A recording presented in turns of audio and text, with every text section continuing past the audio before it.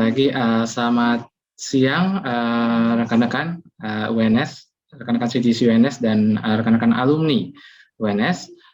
Yang terhormat Kepala Career Development Center UNS, Dr. Insinyur Kusnandar. Selamat siang Pak. Yang saya hormati Mbak Ati, lalu Mbak Citra juga, sesama pemateri pada kesempatan kali ini, dan juga ada Mbak Oki ya. Selamat siang Mbak Oki, semoga kita semua dalam keadaan sehat walafiat dalam menghadapi kondisi pandemi yang saat ini sedang berlangsung ya. Tetap sehat, tetap semangat, tetap jaga kesehatan karena kita masih ingin bersama-sama orang-orang yang kita sayangi ya. Baik, izinkan saya untuk memulai sharing atau diskusi dan cerita-cerita aja. Kita sesi sore hari ini mudah-mudahan kita cerita-cerita aja gitu ya. Izinkan saya membuka. Assalamualaikum warahmatullahi wabarakatuh. Selamat sore, selamat siang, salam sejahtera untuk kita semua. Senang sekali kembali rekan-rekan CGC UNS memberikan kesempatan yang berharga, khususnya bagi saya pribadi maupun bagi Pertamina untuk institusi yang saya wakili, untuk bisa menyapa teman-teman CGC UNS dan juga teman-teman alumni mahasiswa-mahasiswi UNS yang terbaik.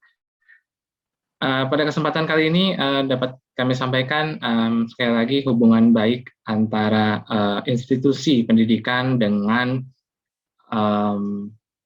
pemberi pekerjaan atau perusahaan-perusahaan pemberi pekerjaan itu sebuah aset yang luar biasa yang tentunya bermanfaat baik buat perusahaannya maupun buat universitas itu sendiri.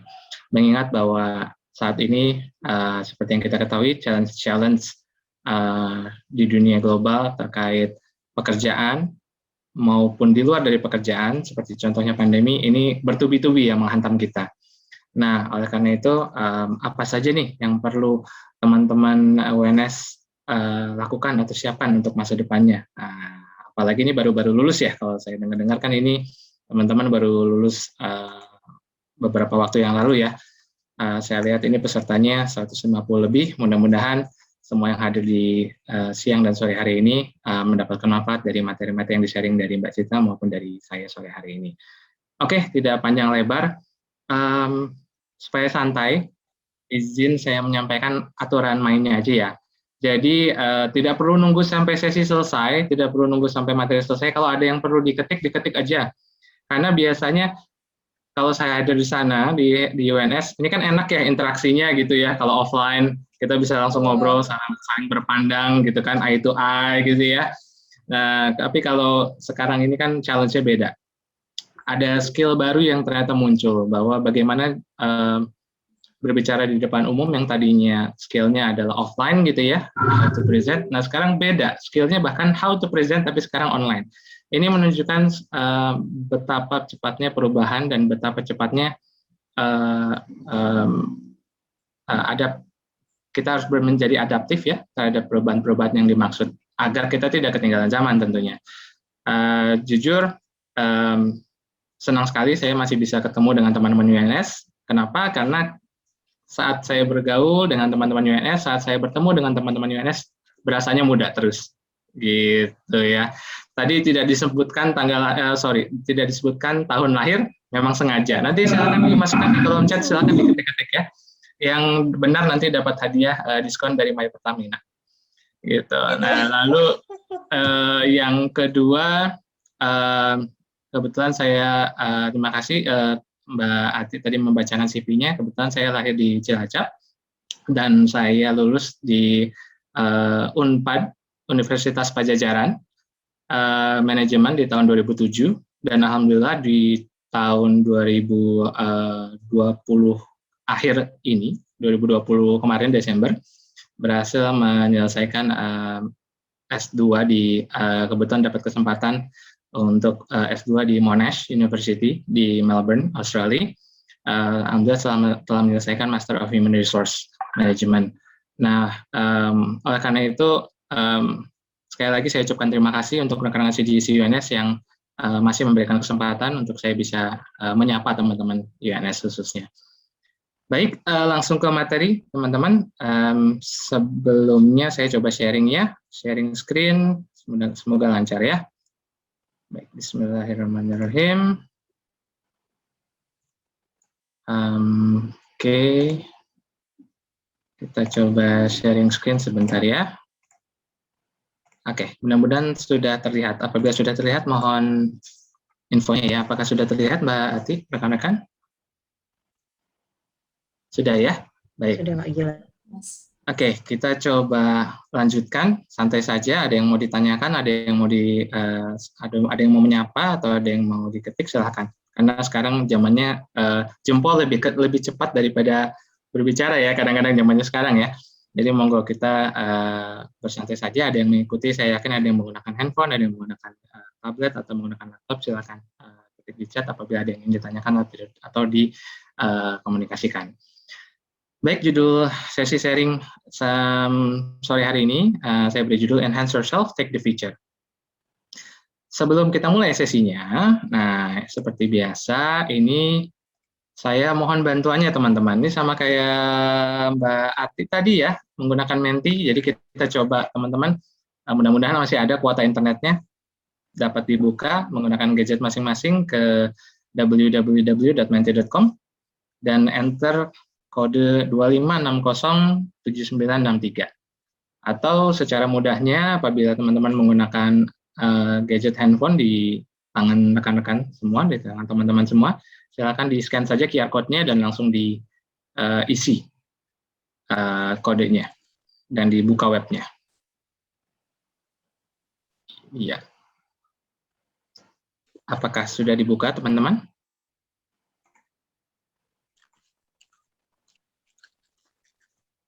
Oke, kita sambil lihat ya. Yang sudah mengisi ada 14 orang. Oke, silakan masih diakses di 25607963. Silakan diisi jawabannya sesuai dengan yang teman-teman prefer atau yang teman-teman inginkan. Oke, dari 46 orang, 48, sementara ini posisinya yang paling banyak adalah 84% mencari dan melamar kerja dong, gitu ya. Jadi apa yang akan teman-teman lakukan setelah lulus? Ya, sementara ini 86% mencari dan melamar kerja. 7% buka usaha sendiri. Oke, good. 3% belum kepikiran, 3% lain-lain atau nggak ada pilihannya. Ini kayaknya ada satu opsi yang belum terpilih ya. Ini belum ada yang mau langsung menikah ya. Benar ya, jadi belum ada yang langsung menikah ya setelah lulus ya. Luar biasa. Teman-teman UNS memang canggih. Saya kira ada yang memilih langsung nikah. Soalnya tiap tahun itu pasti ada yang memilih langsung nikah. Mbak Ati mungkin tahu, Mbak Oki mungkin tahu. Pasti tiap tahun ada yang memilih langsung nikah. Boleh loh. Jangan takut loh, nggak dihukum kok. Bahkan sebelum lulus pun udah pengen sudah ya. Atau ada yang kita begitu ya. Baik. Oke, sepertinya 77 sudah cukup mewakili ya. Dapat kita lihat bersama bahwa 87% majority adalah mencari kerja. Berarti cocok ya.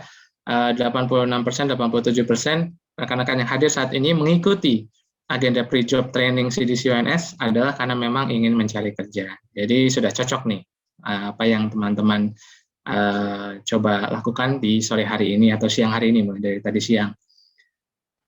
Tidak salah juga teman-teman yang ingin membuka usaha sendiri. Ini sangat menarik karena kita memerlukan entrepreneur di Indonesia khususnya ya.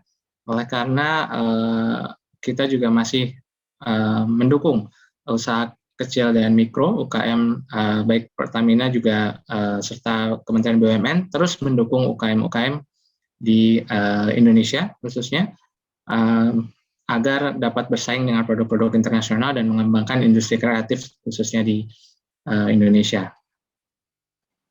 Belum kepikiran 2% dan lain-lain yang belum ada pilihannya 4%. Sekitar 6% masih belum tahu gitu ya, belum tahu atau ada yang tidak ada pilihannya.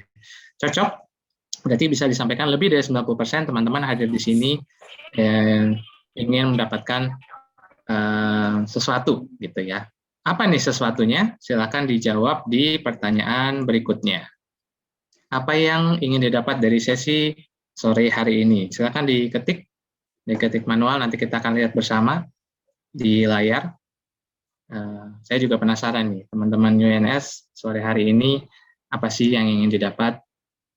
Kalau dulu ada yang ngetik ingin dapat snack ya, sama makan siang, lumayan loh. Kalau dulu waktu offline, teman-teman dapat snack dan makan siang gratis. Nah kalau sekarang gimana nih Mbak Hati? Mengingat online ya, jadi nggak dapat dong ya Mbak Hati ya? Dapat pulsa Mas Gilang ini. Dapat pulsa. Cocok. Untuk kuota ya. Iya. Baik, insight dari segi penerima kerja, wawasan mendapatkan pekerjaan. Ingin dapat pulsa loh, bener loh Mbak Hati, ada yang ingin dapat pulsa. Lalu pengetahuan umum, pelajaran melamar kerja. Pulsa muncul lagi, tips trik rekrutmen. Oke. Informasi mengenai persiapan dalam melamar pekerjaan. Bismillah, saya ingin mendapatkan ilmu yang bermanfaat untuk persiapan mencari kerja setelah lulus kuliah. Sehingga ke depannya, wah ini udah cocok jadi birokrat ini, bahasanya mantap. Sehingga ke depannya akan lebih siap. Wah ini kalau kita bikin memorandum, ini cocok nih bahasanya seperti ini. Tips biar cepat dapat pekerjaan pakai love. Wah, ini anak muda sekali ya, cocok nih berarti sekarang. Pengetahuan untuk menghadapi masa setelah lulus. Oke. Strategi cepat dapat kerja untuk fresh graduate. Ya. Insight. Oh ya, cocok. Yang pasti dapat ilmu dan pengalaman, hal-hal yang belum diketahui. Ingin kenalan sama Mas Gilang. Halo, salam kenal. Sudah kenal ya? Silakan. Silakan meng-off-kan. Oh enggak ya, jangan. Saya juga senang berkenalan dengan teman-teman. Ingin dapat pulsa, balik lagi. Ilmu mempersiapkan diri, oke. Ilmu dan informasi lebih lanjut dunia kerja, yes. Tips and trick biar lamaran kerja diterima HRD. Wah, cocok. Oke, mendapatkan bekal dalam mendapatkan kerja. Ilmu dan cerita dari pengalaman pembicara. Nah, cerita-cerita ini cocok nih berarti. Teman-teman juga harus cerita ya, biar saya nggak cerita sendirian nih. Ini dia masalahnya kalau kita online, ini seperti orang aneh. Karena kita berbicara sendiri ke layar gadget ya, gitu. Tidak ada orang yang di sekitar, tidak ada mata ya, lawan bicara, sehingga cukup menarik dan menantang khususnya ya untuk kita belajar menyampaikan sesuatu dalam online agar secara efektif. Baik, ini sepertinya fokusnya ada dua ya. Kalau saya lihat-lihat, yang pertama adalah mencari tips and trick atau cara untuk mendapatkan pekerjaan. Yang kedua adalah pulsa ini yang dicari oleh peserta. Kayaknya ini masukan yang berharga ya, masukan yang berharga buat tim panitia nanti. Mungkin untuk berikutnya bisa disiapkan kembali pulsa-pulsa yang menarik buat para peserta. Baik, rekan-rekan, izin. Terima kasih banyak untuk ilmu-ilmu ataupun input-input yang sudah disampaikan. Intinya tadi sudah disampaikan hal-hal yang diperlukan sebelum ke dunia kerja, dan kedua tadi informasi tentang rekrutmen. Terima kasih rekan-rekan telah menyampaikan masukannya. Oleh karena itu sepertinya cocok dengan materi yang kita coba diskusikan sore hari ini, teman-teman. Izin saya lanjutkan materinya. Baik. Mudah-mudahan sudah terlihat. Tadi yang tujuannya ingin berkenalan, nah kita akan berkenalan, rekan-rekan UNS. Nama saya Gilang Indrawanata Praja. Tadi lulusan sudah disampaikan ya dari S1 Universitas Pajajaran dan alhamdulillah dari master programnya Monash University. Lalu kenapa di layar mungkin terlihat ada gambar bola basket? Karena saya senang basket, senang nonton dan senang bermain basket. Cuma karena pandemi terjadi, ini sudah cukup agak lama ya ditinggalkan ya. Udah agak lama nih tidak bermain basket, yang agak sedih juga gitu ya. Tapi tidak apa-apa, kita tetap harus wajib berolahraga untuk menjaga imunitas dan kesehatan tubuh. Yang kedua di bagian bawah, ini bola bowling dan pin-pinnya, karena saya juga menyenangi olahraga bowling. Dan juga saya menjadi salah satu pengurus badan olahraga bowlingnya Pertamina. Jadi dalam pertandingan nasional, level nasional dan lain-lain itu tim Pertamina khususnya dalam klub bowlingnya itu ikut serta. Dan itu juga yang menyenangkan di Pertamina sebelum pandemi ya, beberapa aktivitas di luar pekerjaan ada badan pengurusnya dan kita bisa ikut aktif di sana, serta kita juga bisa berperan mewakili Pertamina gitu.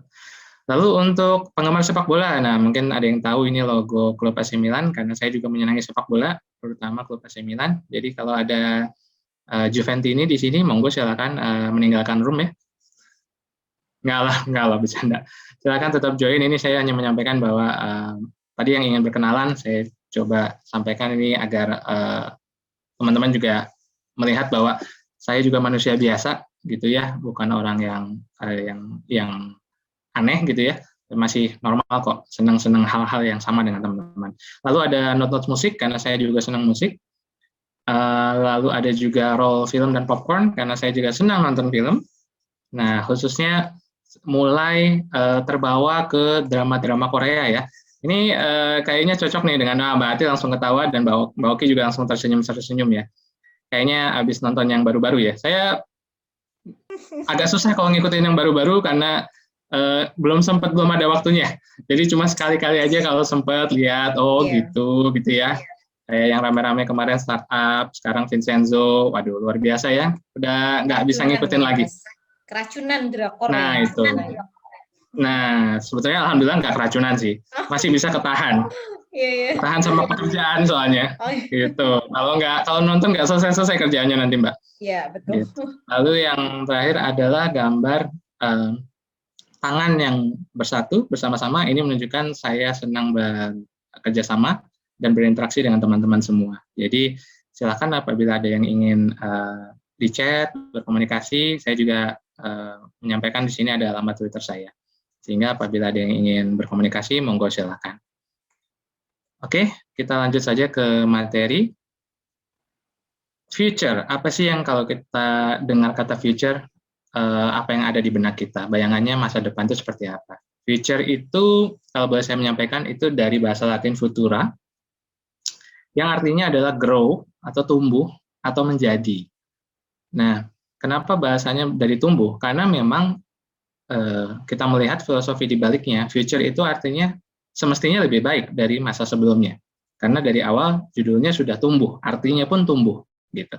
Kalau tumbuh seperti yang kita tahu semestinya menjadi lebih baik ya, lebih besar, lebih tinggi, lebih bagus gitu ya, dan lebih ideal. Oleh karenanya semestinya lebih baik. Tapi apa benar seperti itu? Kita lihat apakah masa depan itu mobil-mobil terbang seperti yang kita lihat, itukah yang terbayang di kita, ataukah gadget-gadget canggih atau virtual reality seperti yang sempat kita lihat juga di film-film science fiction ya, seperti science fiction yang kita suka bersama, atau dengan banyaknya robot yang akan menggantikan humans ya, humans dalam bekerja atau dalam beraktivitas. Menarik sekali dan banyak juga karena saya senang nonton film, banyak juga film yang mereferensikan hal-hal tersebut. Bagaimana pekerjaan manusia nantinya akan digantikan oleh robot, bahkan interaksi pun nanti akan dilakukan oleh robot. Waduh, itu cukup menarik ya kalau kita membayangkan masa depan yang seperti itu. Bagaimana manusia akhirnya nanti nggak keluar rumah sama sekali, yang berinteraksi keluar nanti robotnya gitu, alias avatarnya mungkin gitu ya kalau kita lihat. Avatarnya yang nanti keluar rumah dan melakukan pekerjaan. Ini hal-hal atau imajinasi dari manusia-manusia visioner yang menciptakan cerita-cerita atau membayangkan masa depan seperti apa. Kemungkinan besar, nah ini tantangannya adalah kemungkinan besar bisa jadi tidak jauh dari apa yang dibayangkan oleh film-film tersebut. Kenapa? Karena kalau teman-teman saat ini menggunakan gadget, handphone, menggunakan tablet, baik itu iPad atau Windows tablet, hal-hal tersebut sudah dibayangkan oleh film science fiction dari tahun 1980-an di film Star Trek zaman dulu. Sudah menggunakan tablet yang dipegang dan menggunakan touchscreen dan lain-lain. Bahkan saat teknologinya belum ada.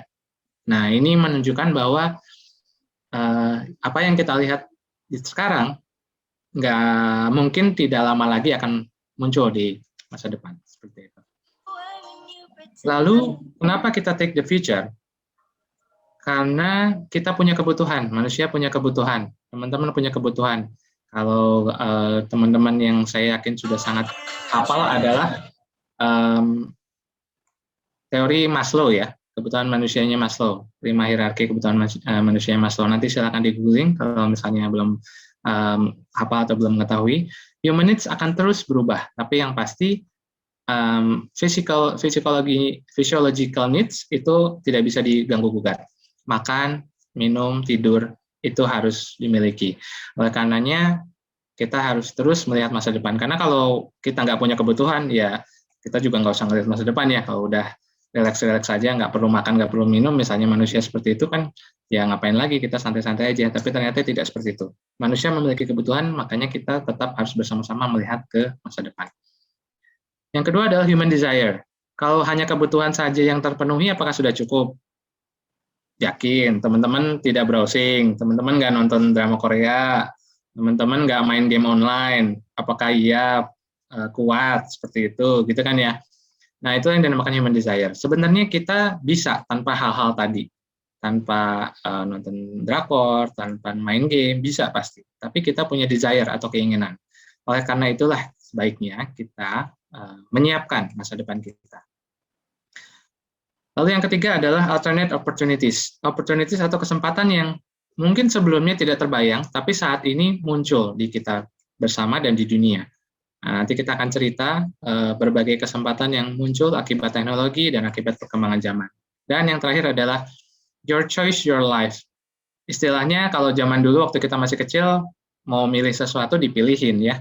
Mau milih baju, mau milih celana, kita dipilihin, bajunya nanti pakai yang ini, celananya pakai yang ini, sepatunya pakai yang ini. Tapi nanti teman-teman saat sudah dewasa, tidak ada lagi yang memilihkan. Hidup teman-teman adalah pilihan teman-teman sendiri. Oleh karena itu, semakin baik teman-teman memilih, semakin puas juga teman-teman dalam menjalani hidup teman-teman masing-masing. Lalu, everything changes. Apa saja sih kok dibilang everything changes? Ini salah satunya dari lagu juga ya. Saya suka kalau ada yang tahu grup Benkin, ada lagunya Everybody's Changing. Nah, ini saya suka kalimatnya. Nah, karena itu saya adopt jadi everything changes. Pertama, teknologi. Teman-teman lahir dan sekarang berada di kondisi yang semua sudah ada existing. Mungkin dari zaman kecil teman-teman sudah melihat adanya handphone, adanya mobile phone gitu ya. Ini juga menarik tuh, bahasa handphone ini out of the topic. Bahasa handphone hanya ada di Indonesia ya. Di luar negeri nggak ada bahasa handphone, itu menarik loh. Bisa muncul term handphone. Kalau kita lihat di luar, antara cell phone atau mobile phone. Nah, Indonesia itu hebat, menciptakan term sendiri, handphone. Nah, apakah handphone itu ada dari dulu? Tidak, karena saya dulu ada di periode yang sempat melihat pakai handphone itu jarang dan kayaknya mewah sekali gitu. Wah, punya handphone mewah gitu ya, pakai V gitu, bukan pakai W lagi, pakai V mewah. Nah, saat ini teman-teman berada di generasi yang sangat menantang. Kenapa? Karena teman-teman sudah disediakan fasilitas yang luar biasa, di mana tuntutannya menjadi lebih tinggi dari sebelumnya. Fasilitasnya sudah tinggi, tantangannya atau ekspektasinya pasti diminta lebih tinggi lagi. Kebayang ya teman-teman, saat dulu generasi saya masih sempat membaca buku pintar untuk mencari sesuatu. Mungkin kalau sekarang misalnya kita cari tingginya Monas gitu ya, tingginya Monas berapa meter ya, buka buku pintar, ada nggak di buku pintar A ini tingginya Monas? Susah gitu kan ya, lama bacanya, harus baca daftar isi, cek-cek halaman. Kalau sekarang tinggal 5 detik mungkin nggak nyampe ya. Nggak buka Google, cek tinggi Monas, cek keluar hasilnya. Segitu cepatnya informasi, segitu lengkapnya informasi, sehingga tuntutan terhadap capability manusia saat ini tinggi sekali. Sehingga apabila saat ini kita ditanyakan tentang sesuatu yang mungkin kita belum tahu, kalau dulu mungkin dianggap wajar. Kalau sekarang dianggapnya aneh. Nah, ini yang menarik ya. Teknologi, percepatan teknologi yang luar biasa. Dari zaman dulu pakai disket yang masih kotak besar, sekarang sampai pakai CD, pakai DVD, dari CD, VCD, DVD, sampai sekarang tempat untuk masukin DVD rata-rata di laptop maupun di PC udah nggak ada. Percepatan teknologi yang luar biasa, itu hanya dalam waktu kurang dari 10 tahun.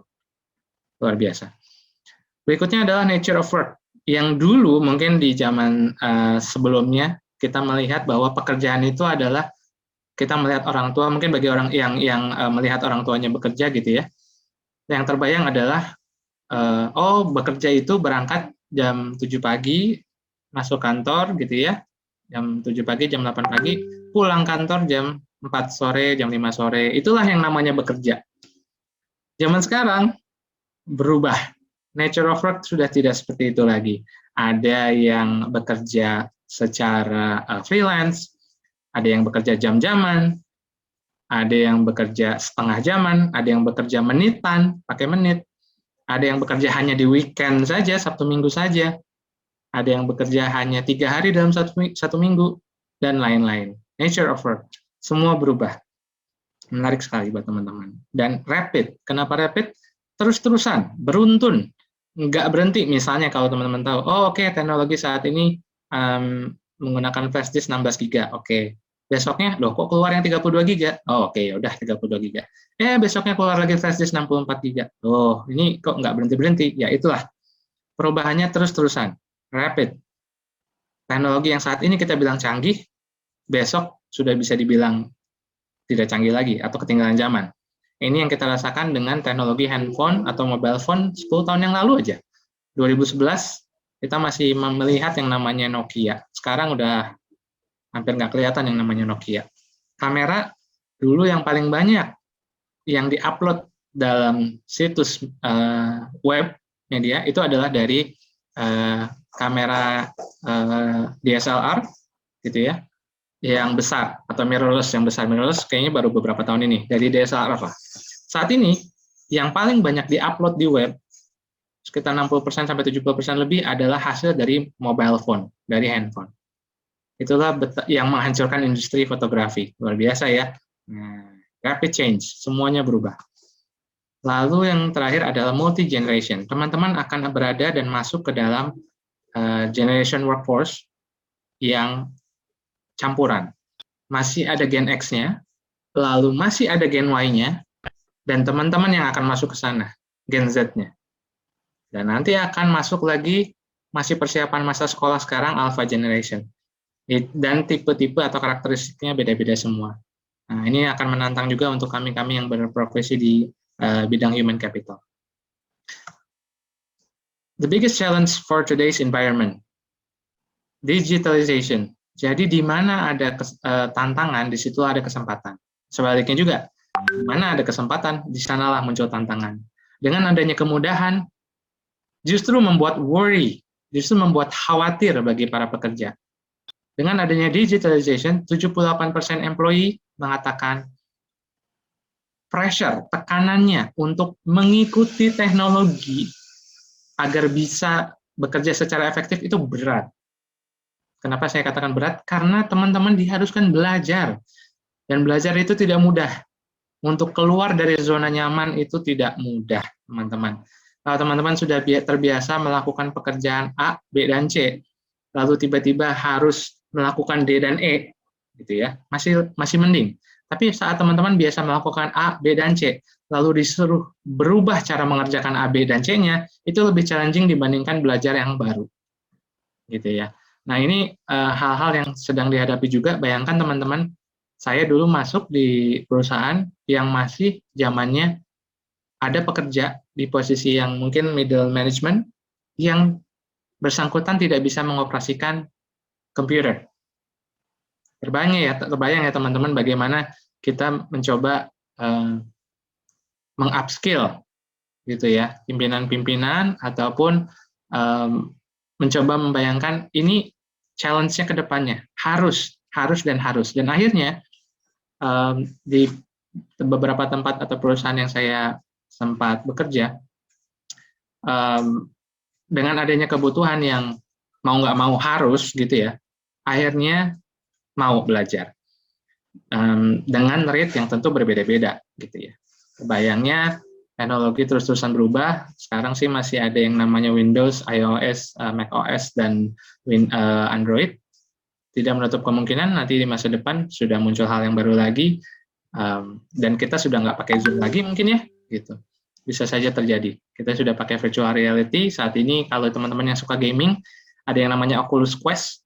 Di Oculus Quest kita bisa benar-benar melihat, atau Oculus Rift ya, kita bisa melihat bendanya seperti benar-benar nyata memegang, gitu ya.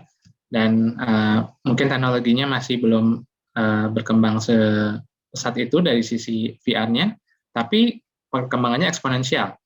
Eksponensial adalah tidak 1 tambah 1 tambah 1 tambah 1, tapi 1 tambah 1 jadi 2, 2 tambah 2 jadi 4, 4 tambah 4 jadi 8. Dan itu akan terus berkembang terus. Seperti persiapan teknologi yang saat ini mau berlangsung adalah 5G yang bentar lagi akan masuk ke Indonesia ya, yang kecepatannya konon 10 kali sampai 100 kali lebih cepat daripada 4G. Dan teman-teman saat ini berada di competitive job market. Teman-teman bersaing tidak cuma dengan yang muda-muda, teman-teman akan bersaing dengan yang senior, yang sudah berpengalaman, yang skill-skillnya mungkin berbeda dari teman-teman, dan pengalamannya berbeda-beda dari teman-teman. Dengan kompetisi job market yang saat ini terjadi, hard to stand out, sulit untuk bisa menonjol, gitu ya. Kenapa? Ya karena memang banyak yang mencari pekerjaannya, dan memang banyak yang Contact job market.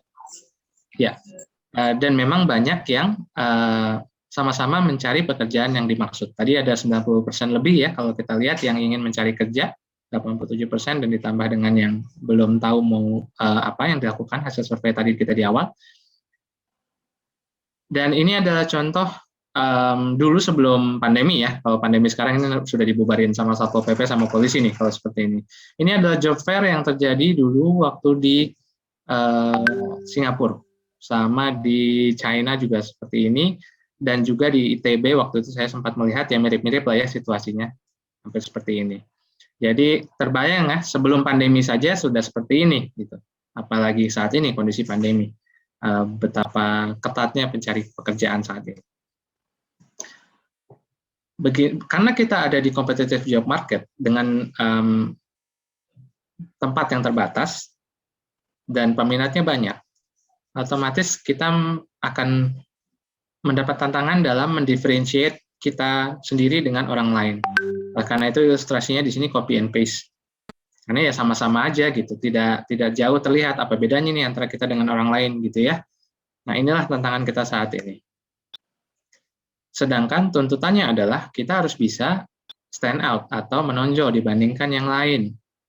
Karena kalau kita tidak menonjol, akan berkurang value-nya atau justru value-nya tidak terlihat oleh si pemberi kerja. Sedangkan yang pemberi kerja ingin lihat adalah yang dapat atau apa nih value yang dapat diberikan oleh si pencari kerja ke perusahaan saat ini. Untungnya, nah teman-teman dapat lihat bahwa automation and future of work in Indonesia, future of work-nya di Indonesia, menurut analisanya McKinsey di tahun lalu, bahwa akan ada pekerjaan-pekerjaan yang hilang, teman-teman, baik terkait pandemi maupun perkembangan teknologi dan otomasi. Akan ada jobs loss. Tapi teman-teman tidak perlu khawatir. Kenapa? Karena akan ada jobs gain. Jobs gain artinya adalah jabatan-jabatan atau posisi-posisi baru yang muncul. Jadi akan ada jabatan yang hilang, tapi akan ada jabatan yang muncul di sisi sebelah lain. Dan yang ketiga adalah jobs change. Pekerjaannya mungkin intinya masih sama, tapi pekerjaannya berubah. Seperti itu. Dan hasil survei atau hasil analisa dari Global World Economic Forum dan juga dari survei-survei lain bahwa kita tidak perlu khawatir, otomasi tidak akan menghapus pekerjaan, karena akan ada jabatan-jabatan baru yang di-create di luar dari itu. Yang akan terjadi adalah kita akan memerlukan skill-skill baru untuk dapat mendapatkan pekerjaan yang baru di-create tersebut. Jadi, rekan-rekan, inilah tantangannya. Harus mengikuti perkembangan, harus mengupdate diri untuk mengikuti skill-skill yang dibutuhkan di masa depan. Ini adalah bayangannya automation and work in Indonesia. Kira-kira 23 juta pekerjaan akan displace oleh automation, akan terhapus oleh otomasi. 27 sampai 46 juta pekerjaan kemungkinan besar akan terkreasi atau tercreate oleh otomasi atau teknologi. Jadi kalau kita lihat masih surplus ya teman-teman, masih akan terbuka lapangan-lapangan pekerjaan baru. Dan 10 juta di antara jabatan-jabatan baru tersebut adalah new types of occupations, jabatan-jabatan yang sebelumnya belum pernah ada. Mungkin saya bisa sharing sedikit pengalaman. Kalau dulu bahkan ada di kantor itu yang namanya staff untuk fotokopi, mesin fotokopi. Kebayang ya teman-teman, jadi waktu dulu teman-teman misalnya bekerja di kantor, mau memfotokopi sesuatu, itu harus diberikan ke staffnya, dan staffnya itu pekerjaannya memang job desk-nya dia untuk melakukan fotokopi. Dan itu dulu staff, khusus, spesialis. Tapi dengan adanya teknologi, sekarang siapapun bisa memfotokopi, bisa melakukan fotokopi. Kenapa? Karena dengan adanya teknologi. Zaman dulu, cara ngoperasiin mesin fotokopinya itu sulit. Makanya perlu staf khusus. Dengan sekarang, siapapun tinggal mencet 1-2 tombol, sudah bisa selesai fotokopi, bisa ngeprint, bisa nge-scan. It's that easy. Segitu mudahnya, dengan kemajuan teknologi, menghapus pekerjaan staf fotokopi, tapi meng-create pekerjaan lain. Di mana pekerjaan lainnya? Salah satunya adalah dengan majunya teknologi mesin fotokopi tadi, otomatis teknisi untuk si mesin fotokopi muncul pekerjaannya. Begitu ya. Ini sebagai ilustrasi saja. Lalu untuk men-capture atau menangkap productivity benefits dari otomasi, untuk menangkap peluangnya, demand for work yang tidak bisa dilakukan oleh mesin akan meningkat. Lalu data collection and processing akan meningkat. Dan ini pentingnya juga untuk alignment antara lembaga pendidikan dengan kebutuhan pekerjaan adalah share of jobs Indonesia akan memerlukan advanced degrees, akan memerlukan college degree, gitu ya, ijazah ataupun sertifikasi pendidikan dan advanced degrees. Kemungkinan besar inilah saingan-saingan dan tantangannya teman-teman nanti di masa depan. Sebagai contoh lain, jabatan-jabatan yang kemungkinan besar akan hilang di masa depan adalah, kalau kita bisa lihat, supir taksi. Karena kita melihat saat ini taxi driver sekarang sudah menggunakan online ya, drivers online. Yang kedua adalah store cashiers atau bank tellers juga, gitu ya. Karena semua sekarang banking dan lain-lain menggunakan online, bahkan investasi juga sekarang sudah online. Lalu koki masak juga, untuk koki masak makanan-makanan yang cepat saji, itu kemungkinan besar bisa digantikan oleh otomasi. Dan juga travel agent, karena dengan adanya aplikasi-aplikasi sekarang yang sangat mempermudah teman-teman untuk membandingkan harga satu sama lain, otomatis tidak perlu lagi travel agent. Kalau dulu perlu karena kita harus bertanya, baiknya mana ya? Baiknya lebih murah mana ya? Baiknya lebih bagus mana ya? Gitu ya. Kalau sekarang informasi tinggal buka di web, cara bandingin harga juga sudah terlihat di webnya. Ini harga sekian, ini harga sekian. Jadi travel agents juga kemungkinan besar akan menghilang dari jabatan-jabatan di masa depan atau pekerjaan di masa depan. Lalu yang berikutnya adalah tipe-tipe jabatan yang akan hilang kemungkinan di masa depan. Ada tipe-tipe jabatan yang berulang atau repetitif, lalu low efficiency atau dia boros ya, dengan resource yang tinggi, hasilnya hanya terbatas gitu ya. Lalu dan dia mudah untuk diotomasi. Itu tipe-tipe jabatan yang kemungkinan besar tidak ada. Contoh lagi nih, jabatan yang sebelumnya nggak ada, sekarang ada. Officer social media. Gitu. Zaman dulu tidak terpikir ya akan ada jabatan khusus staff yang memang akan fokus dan menghandle bertanggung jawab di manajemen sosial media. Saat ini sudah banyak di perusahaan-perusahaan social media officer yang memang tugasnya untuk memanage sosial medianya entitas atau perusahaan. Seperti itu.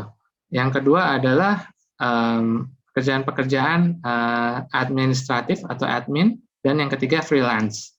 Admin itu dalam arti saat ini satu orang bisa menjadi admin dari beberapa entitas sekaligus ya.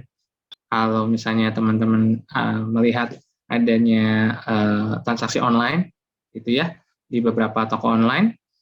Nah, kadang-kadang adminnya yang balas chatnya kan. Nah, admin chat itu bisa saja tidak hanya satu orang, hanya satu toko, tapi satu orang bisa handle beberapa pekerjaan. Dan beberapa analisa menyampaikan bahwa inilah masa depan pekerjaan seperti itu. Satu orang bisa memiliki beberapa pekerjaan. Seperti itu. Dan berikut adalah skills outlook yang teman-teman dapat lihat. Di bagian growing, rata-rata yang muncul adalah learning, lalu analytical thinking, creativity. Semuanya ini analisis juga termasuk. Jadi rata-rata ujung-ujungnya soft skill ya, yang dibutuhkan di masa depan. Menarik ya, emotional intelligence, leadership, social influence, betapa besarnya social influence sekarang dihargai di dunia pekerjaan. Reasoning dan problem solving, itu beberapa inti growing skills yang diprediksi muncul. Declining adalah yang menggunakan hafalan atau memori, lalu dexterity atau endurance precision yang memastikan presisi gitu ya, karena nanti udah pakai mesin. Kalau pakai mesin otomatis lebih presisi dibandingkan manusia ya, secara hitungan. Kalau dari pekerjaan fisikalnya. Lalu technological installation and maintenance kemungkinan besar dapat dilakukan oleh mesin. Quality control juga dapat dilakukan oleh mesin kemungkinan besar, sehingga ini beberapa contoh saja sebagai gambaran shifting-nya sudah dimulai dan saat ini sudah terjadi di teman-teman. Lalu apa yang harus dilakukan? Consider doing this ya teman-teman. Nomor 1, manage confidence.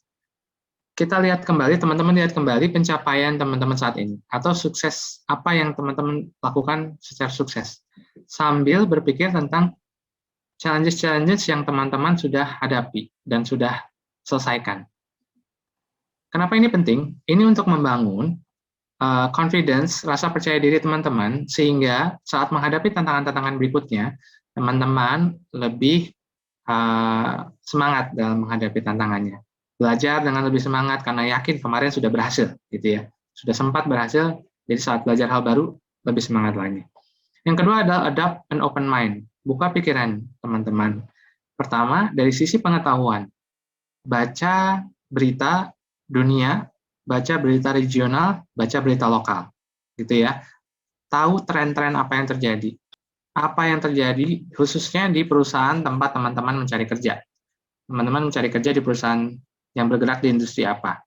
Lalu perusahaannya sedang menghadapi apa. Semua ada di web sekarang. Silakan dibuka, silakan dibaca-baca.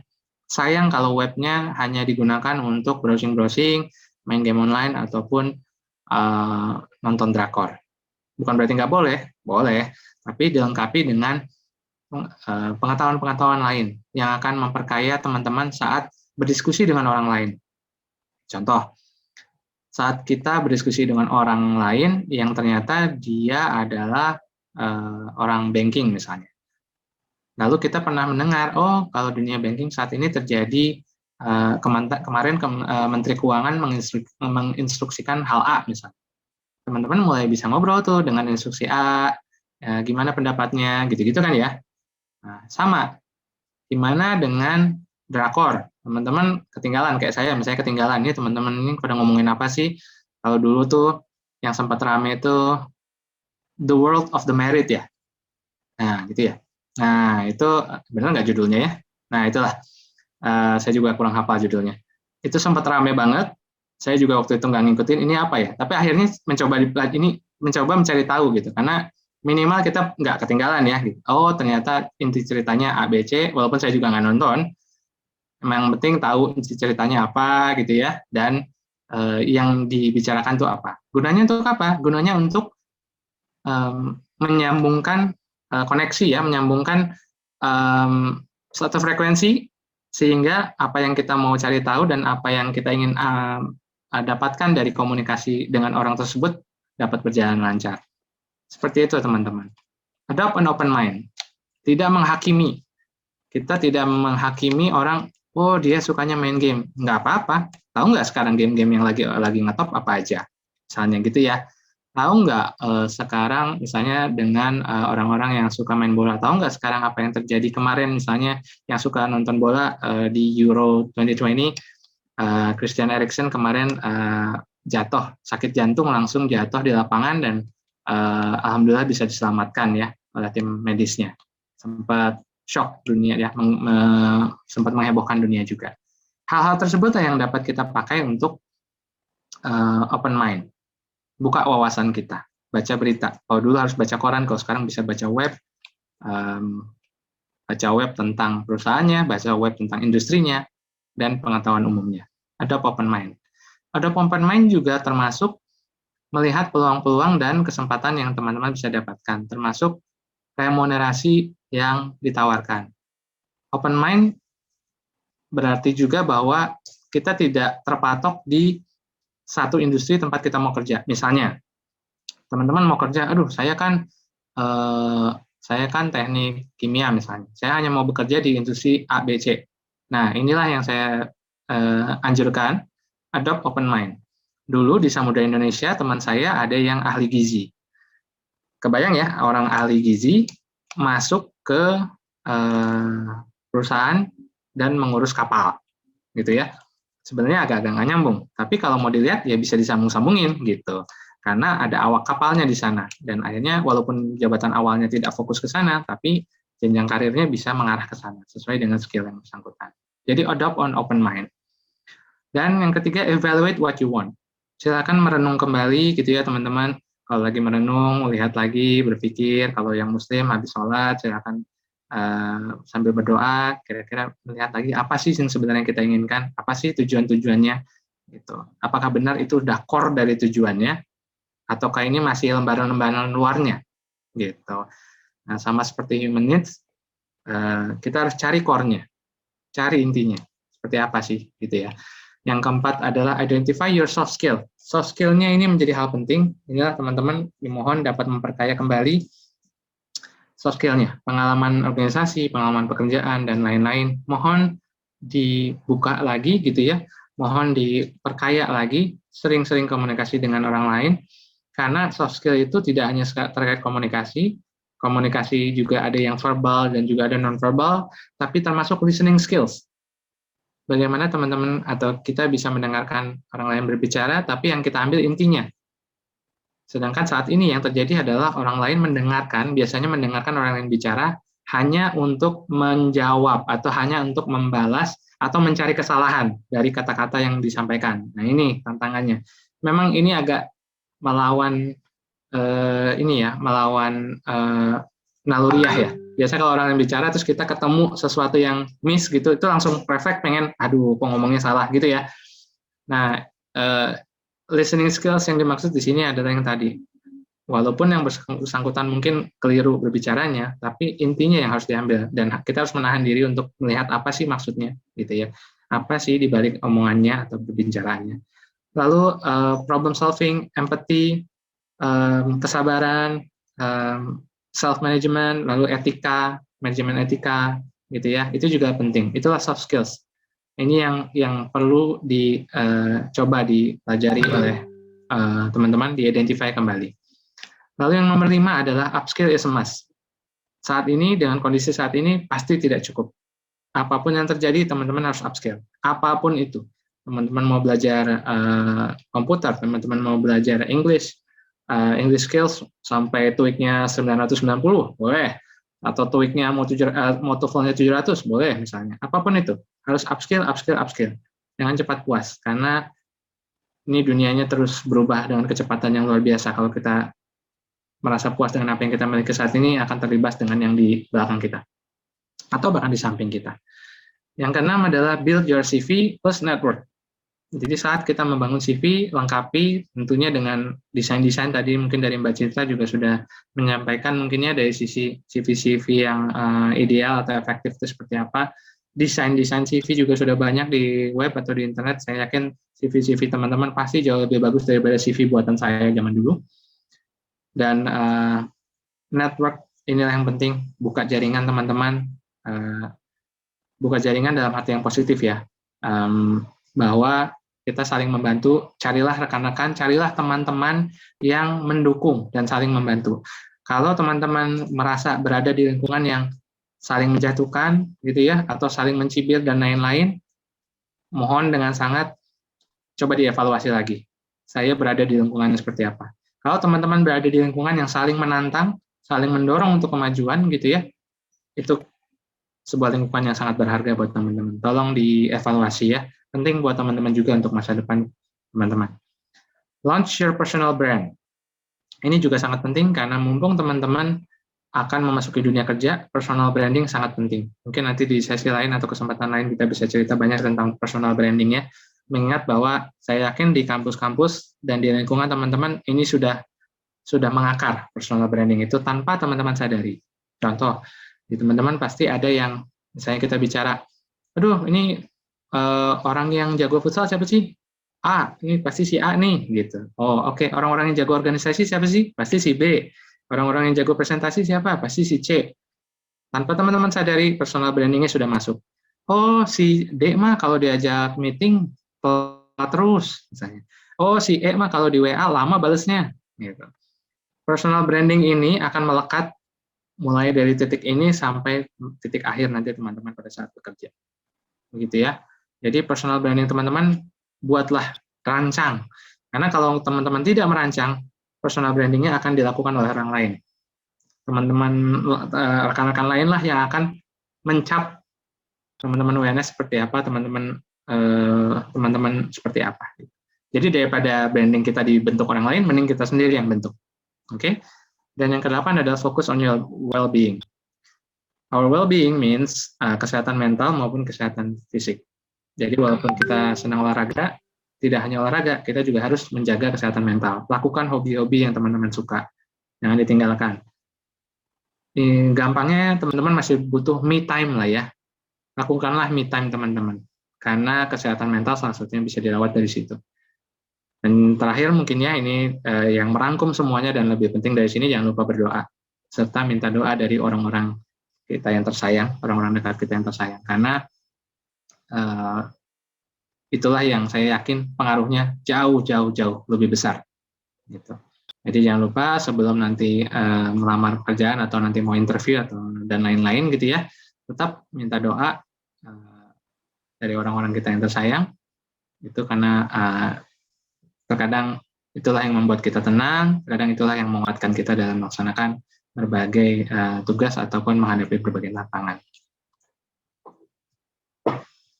Benefits-nya adalah kalau teman-teman melakukan itu semua, teman-teman akan menjadi unik satu-satunya, dan teman-teman akan bisa stand out. Itulah tujuannya yang tadi ya.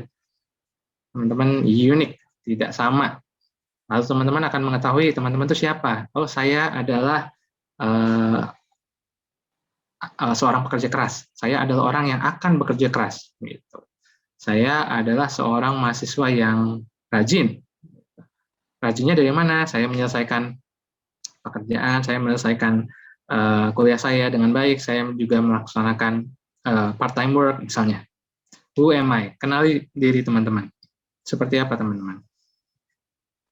Selanjutnya, apalagi manfaat yang kita dapat apabila kita melaksanakan hal-hal tadi, kita meng-attract opportunities. Saat kita membuka networking, kita membina hubungan baik, gitu ya. Kadang-kadang kesempatan itu datang. Dan ini bukan kesempatan yang negatif ya, kesempatan yang positif. Di mana contoh, ada rekan-rekan kita atau sahabat kita tahu kita mahir bernyanyi misalnya. Lalu ada teman kita melihat, ada kompetisi nyanyi itu di sebelah A misalnya gitu ya, di gedung A. Teman kita yang menginfokan ke kita bahwa itu tuh ada kompetisi menyanyi tuh di A, join dong. Gitu. Nah itu attract opportunities. Itu contohnya kalau bernyanyi. Kalau di pekerjaan, contohnya adalah kalau tadi teman-teman brandingnya adalah, oh dia ini jago nih mimpin project, gitu ya. Terlihat, oh nanti di sebelah ada juga project yang sama. Ini perlu pemimpin nih. Ada yang tahu nggak siapa yang bisa handle project? Kita yang direkomendasikan. Inilah hal-hal penting kaitannya dengan tadi 8 hal yang sebelumnya, terutama dengan personal branding. Yakinlah teman-teman, apa yang teman-teman lakukan saat ini pasti akan bermanfaat buat di masa depan. Sama juga saat sudah bekerja, apa yang teman-teman lakukan di situ pasti akan ada efeknya. Apabila hal yang baik dilakukan, akan ada efeknya. Apabila hal yang kurang baik dilakukan, juga akan ada efeknya. Dan yang terakhir adalah benefits-nya adalah become an expert. Saat teman-teman sudah menjadi expert, saat orang lain ingin bertanya, mencari tahu siapa yang bisa ditanya, teman-temanlah yang akan menjadikan patokan atau tolak ukur. Dan saat teman-teman sudah menjadi expert, yakinlah kesempatan itu akan datang dari sisi mana saja. Dari atas, bawah, kiri, kanan, depan, belakang. Contohnya adalah, seperti teman-teman lihat, Cristiano Ronaldo, pasti tahu ya, saat ini pesepak bola paling terkenal di dunia. Dan orang pertama di 18 Juni kemarin, orang pertama yang memiliki follower Instagram sampai 300 juta. Bayangin kalau teman-teman punya follower Instagram 300 juta orang gitu ya, sedangkan jumlah penduduk di dunia itu sekitar 7,7 miliar. Berarti sekitar 4% sampai 5% penduduk dunia itu sudah follow Cristiano Ronaldo. Terbayang bagaimana kalau sebuah brand mau minta diiklankan oleh dia, bayarnya berapa coba? Itu yang udah nggak terbayang dengan nalar kita sama sekali. Karena majority penghasilannya dia bukan dari gajinya dia bermain bola. Majority penghasilannya dia adalah dari brand ambasadornya, brand yang dia wakili. Inilah kenapa personal branding tadi penting ya. Karena yang tadi dia tunjukkan adalah profesionalisme, lalu keberhasilan, ketegasan, itulah yang membuat harga atau nilai seseorang bisa meningkat. Yang kedua, kalau teman-teman tahu dunia gaming ya, di sini adalah Tyler Blevin di tahun 2018 kemarin, nickname-nya kalau di dunia game dia Ninja namanya, followernya dia di Twitch dan di YouTube udah lebih dari jutaan orang, sekali posting video juga yang ditonton. Dan saat ini dia dibayar untuk main game. Kebayang ya, kalau kita mau main game kita yang bayar. Kalau dia justru dicari-cari developer buat nyobain dan promosiin game yang developernya bikin. Inilah hasil personal branding dan become an expert yang bisa terjadi apabila benar-benar fokus dan dilakukan secara konsisten. Contoh lokal mungkin kita bisa melihat Mata Najwa ya. Sebelumnya waktu kontraknya beliau habis di sebuah televisi swasta, lalu tidak lama salah satu TV swasta lain mengontrak juga. Kenapa? Karena memang value-nya tinggi ya, gitu. Sudah memiliki pasar yang tinggi dan kredibilitasnya terjamin, sehingga tidak lama bagi dia untuk menemukan sebuah wadah lagi untuk berkreasi lagi.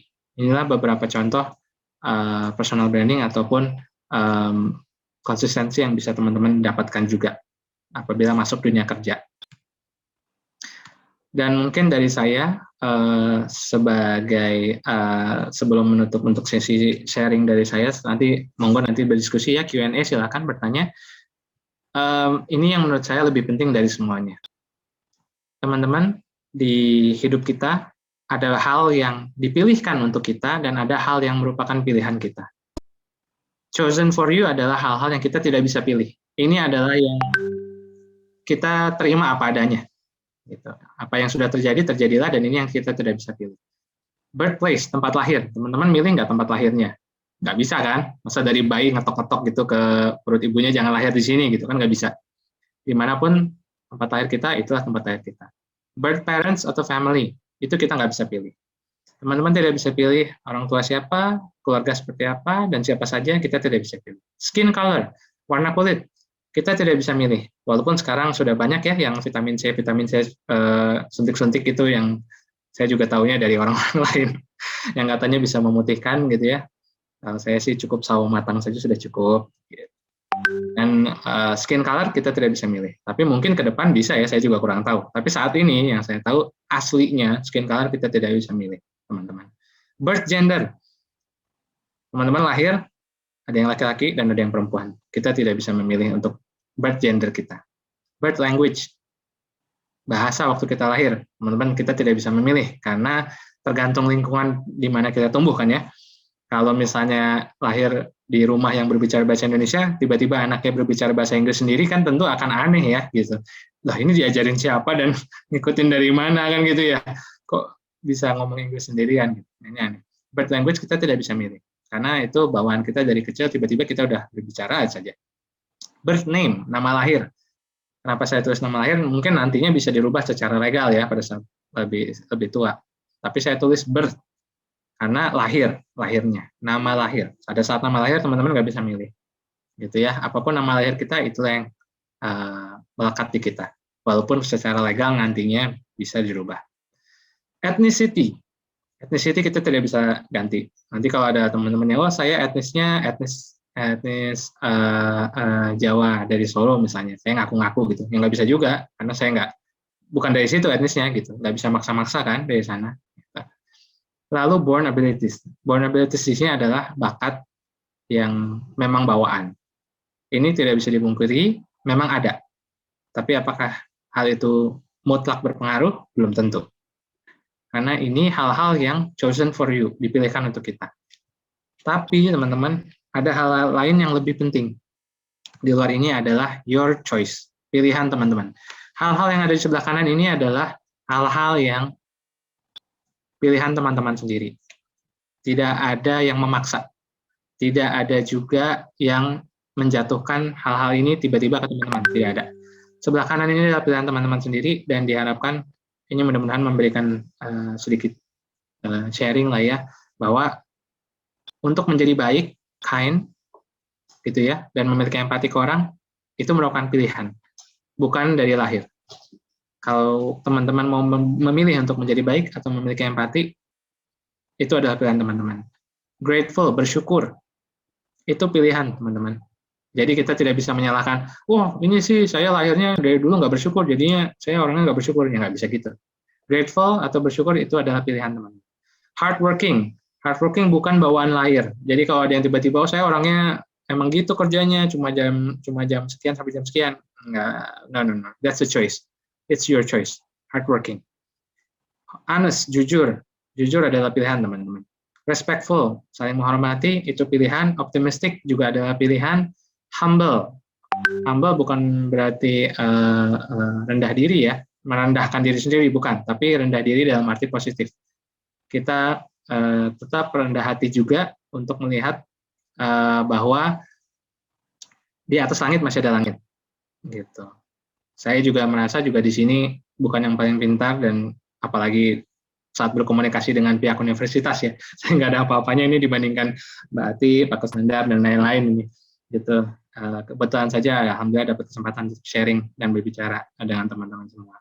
Lalu teachable, masih bisa diajari, karena nggak ada ilmu di dunia ini yang 100% tepat dan tetap itu saja konsisten selama terus-menerus. Contoh, dulu kita diajari, waktu zaman saya masih ingat, planet itu ada 9. Merkurius, Venus, Bumi, Mars, Jupiter, Saturnus, Uranus, Neptunus, Pluto. Saat ini, waktu itu sempat dihapus Plutonya, gitu ya, jadi sisa 8. Lalu sekarang ditambah lagi, nggak jadi 8, tapi ternyata Pluto itu terbagi lagi di beberapa planet dwarf atau planet kecil. Ini hal yang tadi, kalau kita menganggap enggak, pokoknya 9, pokoknya planet itu 9, ya kita nggak bisa ngikutin zaman ya, kita nggak bisa ngikutin perkembangan keilmuan juga. Nah inilah yang pentingnya menjadi teachable, dapat diajari, kita masih bisa diajari orang, gitu ya, diajari buku, diajari film, diajari musik, dan lain-lain. Faithful, setia. Nah, ini tantangannya ya buat kita semua. Jadi kalau ada yang bicara tidak setia, ya itu pilihan ya teman-teman. Ya, ini untuk mengingatkan diri saya sendiri. Mudah-mudahan kita bisa saling setia satu sama lain, Pertamina dan UNS ya. Dan yang terakhir adalah happy. Happy adalah pilihan teman-teman. Kenapa? Karena kalau kita grateful, kalau kita bersyukur, kita akan happy. Baik lagi tadi, kalau misalnya ada human desire di awal, Kalau misalnya human desire tidak terpenuhi, happy nggak? Ya mungkin agak sedikit tidak happy, tapi tidak mengurangi niatan kita untuk tidak bersyukur akan hal lain. Saat ini, bersyukur kita sehat saja itu udah luar biasa. Bahkan bersyukur bangun tidur pagi hari aja itu udah luar biasa. Mengingat mungkin banyak rekan-rekan kita yang kemarin-kemarin dalam kondisi susah bernafas, dan mungkin kadang-kadang ada juga yang menutup mata untuk yang terakhir kalinya gitu. Khususnya ini juga untuk pengalaman pribadi, saya juga memiliki beberapa keluarga atau rekan keluarga yang juga meninggal dunia karena pandemi yang sedang berlangsung. Sehingga bersyukur itu penting sekali. Tetap bersyukur, tetap optimis. Itu adalah pilihan, teman-teman. Mungkin itu pesan yang saya bisa titipkan ke teman-teman. Yakinlah tantangan ke depan memang akan cukup berat, tapi teman-teman nggak sendirian, dan teman-teman peluang itu selalu ada. Mengingat tadi jabatan atau lapangan pekerjaan, walaupun banyak yang hilang, akan ada banyak yang tercreate. Seperti itu. Mungkin demikian sharing dari saya untuk kali